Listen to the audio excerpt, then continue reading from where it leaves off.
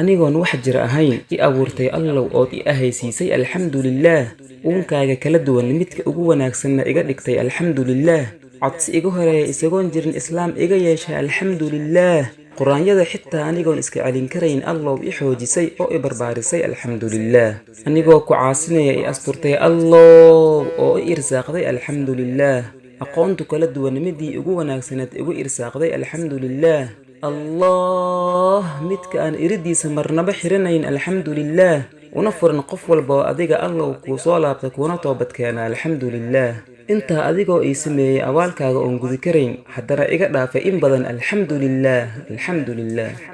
marnaba ma haboona inaad dhahdo waan daalanahay maxaa yeelay dadka badankood way daalan yihiin hana dhihin waan wanaagsanahay ogow dadkoo idil inay isla fiican yihiin hana dhihin waan murugaysnahay maxaa yeelay dadka badankood way murugaysan yihiin balse waxaad dhahdaa ood ku celcelisaa mar walba alxamdulillaah dheh alxamdulillaah wana shaqayso aakhiradaada ogow dadkoo idil kuwa wada tegaya inay yihiin nin xikmad badnaa ayaa laga hayaa inuu yiri waan ooynayay maxaa yeelay waxaan socday kabolaan balse waxaan oohintii joojiyay markaan arkay nin aan lugihiiba lahayn subxaanallah sidaa darteed dheh goor walba alxamdulillaah alxamdulillaah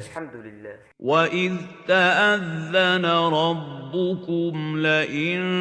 شَكَرْتُمْ لَأَزِيدَنَّكُمْ